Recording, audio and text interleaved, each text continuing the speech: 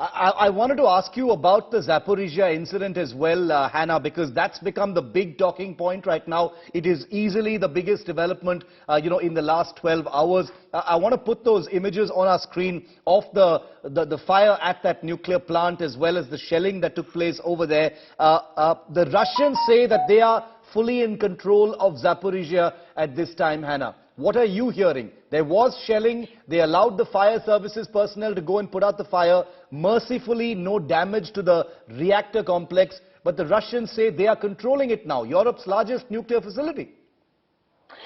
It is one of them. It will be really devastating for the energy system of Ukraine. But you need to understand that Energodar, it is the town of Energodar. Its name is Zaporizhzhia power plant, but it is not stationed in the city of Zaporizhzhia. It is in the town of Energodar nearby. Right.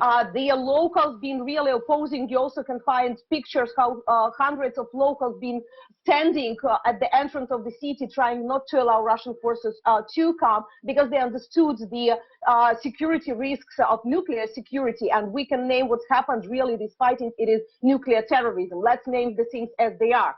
I never previously saw where the nuclear objects being under such a threat, and we already have the statement from the International Atomic Organization of the United Nations.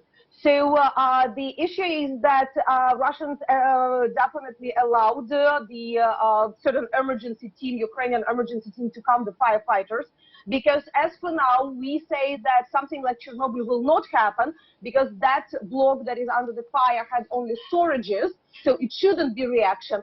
However, if the fire would continue, that can be much more serious consequences. Plus, it is consequences for the electricity and heating, because from this station we had the energy for the heating and electrical system, and it is now just zero outside.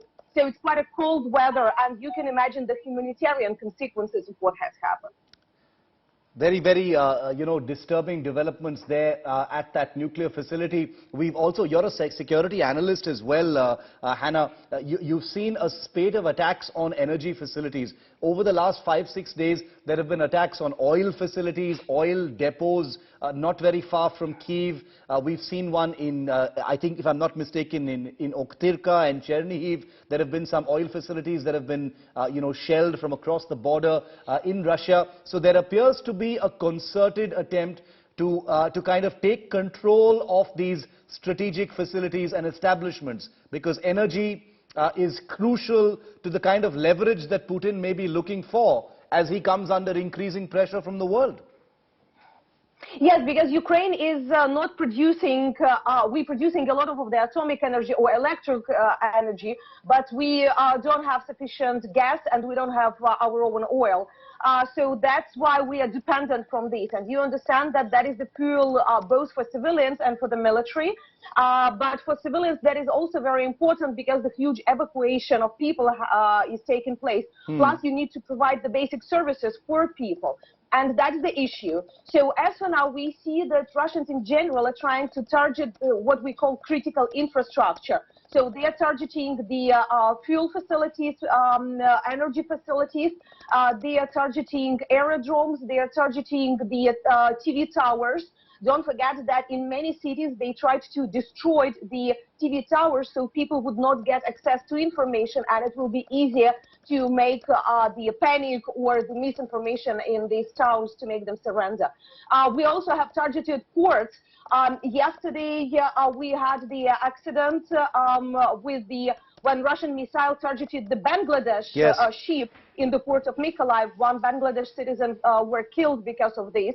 And also yesterday they targeted another commercial ship under Panama flag. We saved 6 crew members. So they started also targeting now the navigation and the civilian ships under the foreign flags. So call it piracy or call it terrorism, but there is unfortunate developments happening now as well.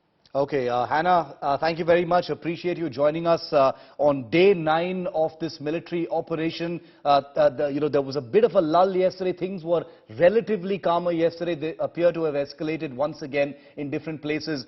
Just a short while ago, while we were talking to our reporters on television, we could hear we could hear, what they said were possible cruise missile attacks about 20 kilometers outside of Kyiv. My final question to you, Hanna, is on that part of it. Are you seeing or are you hearing through your networks that there is an increased number of cruise missile attacks on the outskirts of Kyiv, on military units outside Kyiv?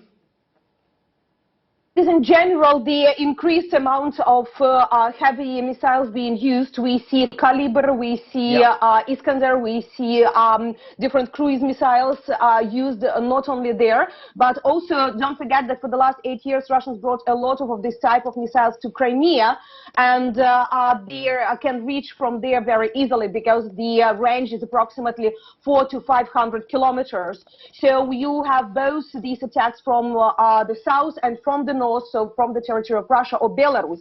So they are using their facilities in Belarus as well. And that is quite dangerous because you see the devastating effects of the use of cruise missiles against the civilian infrastructure in the big cities.